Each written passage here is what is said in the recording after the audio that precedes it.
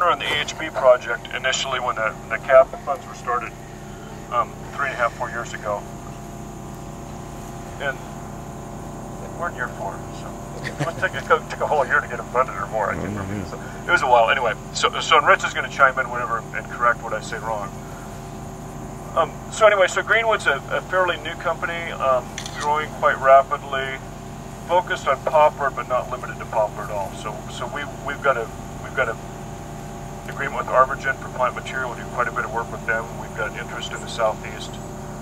And then when, as Tim alluded earlier, the USDA oversight for the CAP funds encouraged the groups to work together. It came about between, I know Tim and I don't know, Brian Stanton or Rick Gustafson, the PI on the lead up there, got their heads together and said, let's try this in the southeast. And poplar's a known commodity here in some respect as far as cottonwood, so in the Delta area especially. So we were excited to get involved in this project and started putting things together last winter for it. So this site was planted, I think we secured the site in January or so of last year, or this year, excuse me.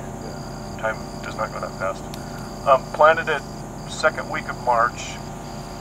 Plant material came a mix from the Pacific Northwest, some clones that we grow in our own nurseries up there, and quite a bunch from ArborGen that they supplied out of their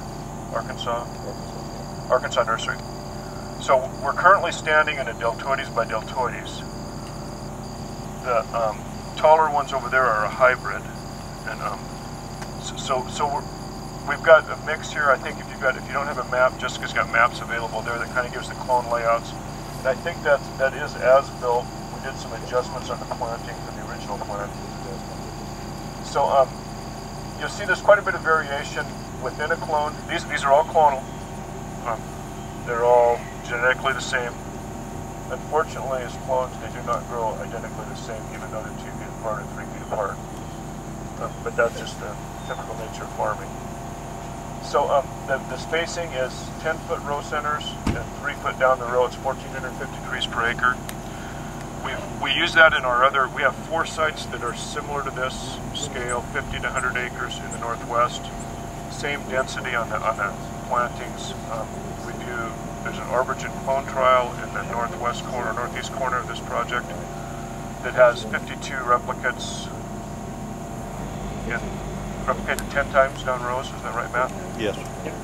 Anyway, and so that clone trial is replicated throughout the southeast and a few other spots. We've got similar, different clones. Some of them are repeats in the Northwest on all of our sites there. So we've tried to model the sites that they're all relatively consistent on densities and design. And they all have, and this has 3 to 8 acres per clone, and we run the same scale up there on the 4 sites in the Pacific Northwest. So there's 2 sites up there that are, just as what it's worth. 2 of them are maritime. They're on the coastal, the cool Pacific side. One of them is inland in the mountainside between Idaho and Washington, and one's in the Sacramento Valley down in California, which is a different site, but it's an alluvial, diked into rain, lots of water. Except for California, there's no water this year, so generally lots of water. So.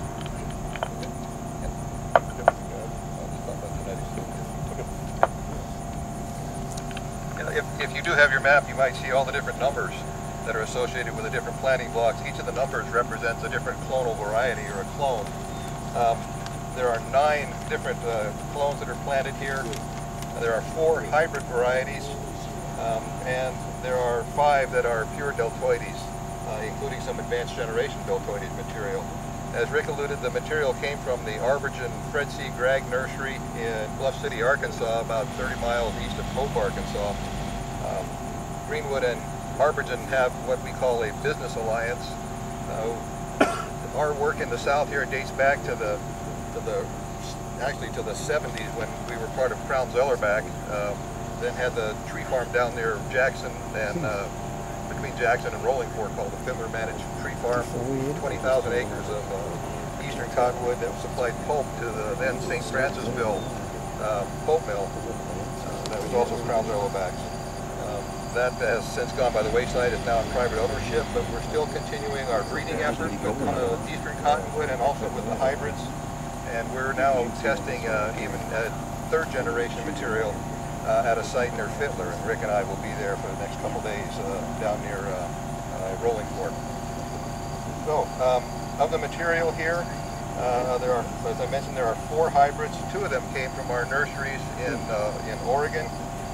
The other 2 came from the ArborGen nursery.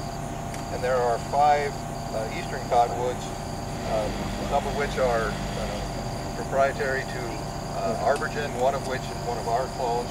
And through this business alliance with ArborGen, it's a very unique partnership. We conduct a lot of the breeding activity and produce the material.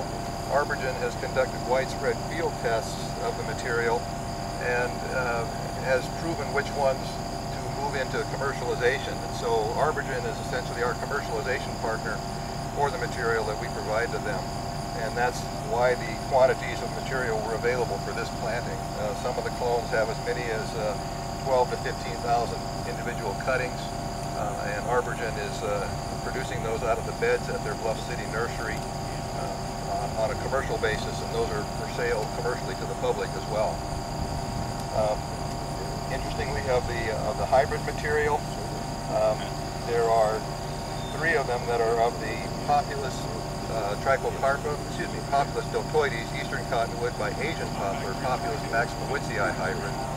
And one of them is a Populus trichocarpa, which is the native black cottonwood in the Pacific Northwest, crossed with eastern cottonwood, Populus deltoides. We're moving on our Pacific Northwest plantings towards the Asian poplar for the issues of disease resistance and wind firmness. We're testing those here, and Randy has some tests of the material through another grant-funded project called the Sun Grant. And there are other plantings that ArborGen has that material tested. So we're learning about that material, but initially it's promising, but we're wary about moving whole hog or moving full steam on that material because of some potential disease issues. Septoria is one of the main issues that we would deal with here. And that's what Glenn Stanos is going to talk about in a couple minutes. So that's a little background on the clonal material. As Rick said, it's a total of about 70 acres. 3 to 8 acres per clone, and we'll get a chance to see some of them here later today. We'll walk through some of the plots here in just a few minutes. So operationally, if the green markers, I wasn't specific enough for instructions for somebody. Red would have been better, but those are clone breaks. So that is clone A. This is clone B. Both these happen to be deltoides by deltoides here, so they are both cottonwoods. So this field was corn last year. It planted in winter wheat. We acquired it from the landowner, sprayed the winter wheat off, row marked it, applied herbicide pre-emergent with a glyphosate mix, planted it in early March. Repeated a hand application of chemicals and some mowing in late April, early May. I'm trying to remember what the transition was. Site looked really good, was real clean, and this is where our learning curve in the southeast is not quite up to snuff. And I think Matt said you were here in the first week of June that things looked great. June 17th, it was this deep with weeds. So then we put quite a bit of extensive hand work, which we would prefer not to do. So we have a bit to learn a little bit on weed control as we spend a little more money than we wanted to. But the contractor got the site back in sight. It's Larry Gibson, a local forester from Alabama, just south of here.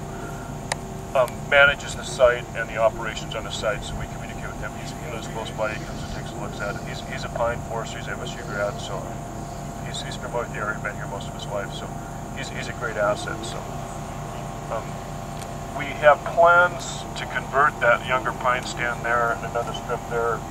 Was part of the thoughts on this project, and there was some discussion within the group. We thought we'd acquire it, and the landowner's fine with us taking that out. Due to the pine market, it was small enough volume, it was hard to get it moved, and that's not going to happen this year. But part of the project we're trying to look at is on a large scale biomass plantation. You're looking at, fairly significant acreage depending on your feedstock mix. I mean, probably 10,000 is your minimum manageable portion as far as an asset, up to who knows what. And would probably not an easy way, but to acquire land in the southeast, there's pine ground available in large quantities, so we're interested in the pine conversion aspect as part of it. So hopefully we'll be able to work that through next year, but that'll depend on pine markets and availability. If you get a logger to move through at the right time, it's only 10 acres total. I think it's 17, 18 years so not much tonnage. So but it's pretty limited. I'm not as familiar with it, but we've got locals, Larry and the landowner both are said pine market's pretty tough for bulb side currently here. So we'll hopefully do that next year, and we'll give us another look at things. We'll also learn a little bit from the clones here. We may do some different deployment strategy, planting strategy, and whatnot. So this density is also modeled after what we did in the Northwest, and we're using a Case New Holland forage harvester. We harvested 2 of the sites there this last year. We're going to harvest 2 more this coming, the next month or 2. It's just basically a forage harvester with a modified head, cuts the trees off, spits out silage is what it looks like if the leaves are on. If the leaves aren't off, it looks like they're in chips, and just loads it in the truck, and then we run it to our conversion facility. And the Northwest is a CECAM facility, different process, produces same end product, which when it produces drop-in fuels. It's built in stages. It's not complete on the processing plant. So we ran that, and generally the material, people ask me all the time, where's it going to go to? I said today, at this scale, most of it's going to go for hog fuel. It's a research site where we can turn to conversion partners if we can send it all there, but that's complicated to send them. What Christian say the rate was there? 50 pounds an hour? And so we harvest this field and we get 11 tons an acre. They don't want a pile of biomass that's going to last them 16 years with the trailer. So Weyerhaeuser has a cogen facility here, in Columbus, and that would probably be the bulk of it. The rest of the material we'll send some for conversion to different places. Labs do chemical compositions on sugars. I don't know if we'll do that up here. Our conversion process up north is we do that, and we do analysis by clones, so you get characteristics between clones. There's quite a bit of variation. Look at ash contents with leaves and without, and production aspects as far as that, the conversion and the production side itself. So we'll walk. I don't know if I have a whole lot more to say. There is deer browse. That's one thing we're concerned about down here. We have deer in the Northwest too, but it's not the same as down here. But there's a lot of deer here.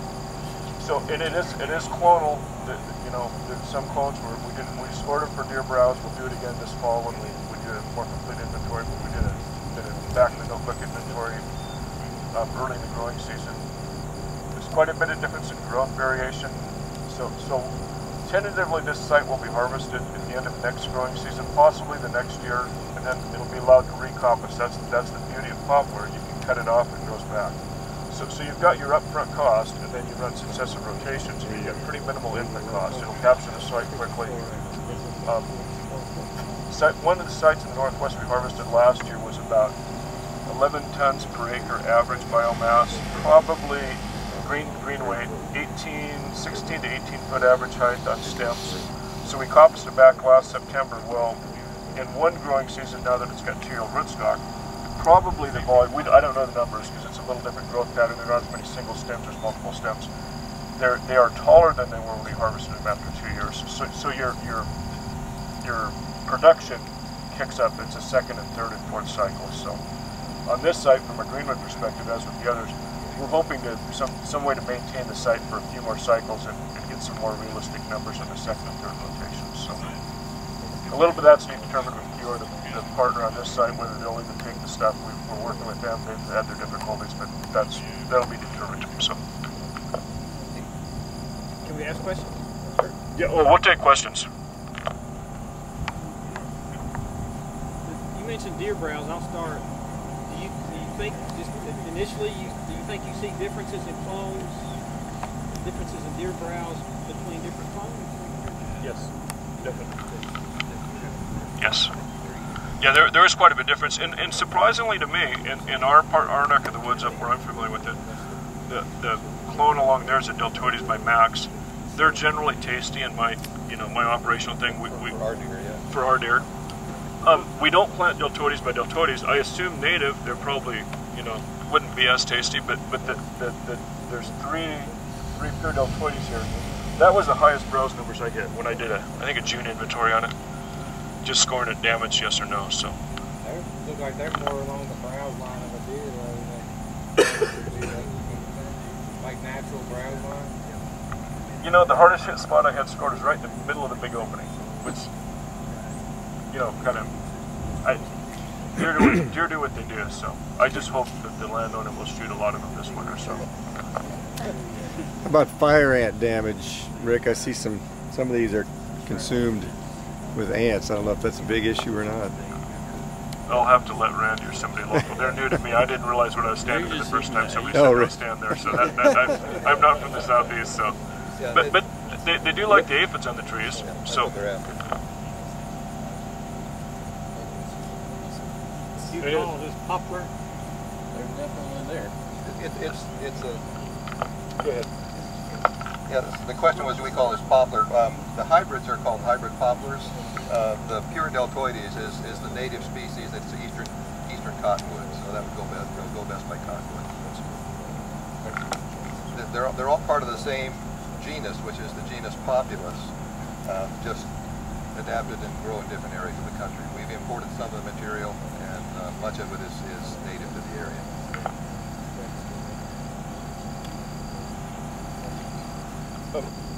Growth rate expectations are 10 to 12 feet a year, an inch in diameter a year once they're established. First year is a little slow. They got to grow roots, they got to get over the weeds and so on. But after that, that's our expectations, and probably a little more than that down here. You've got a lot more sunlight and temperatures than we do in the Northwest. So there's a little longer growing season here.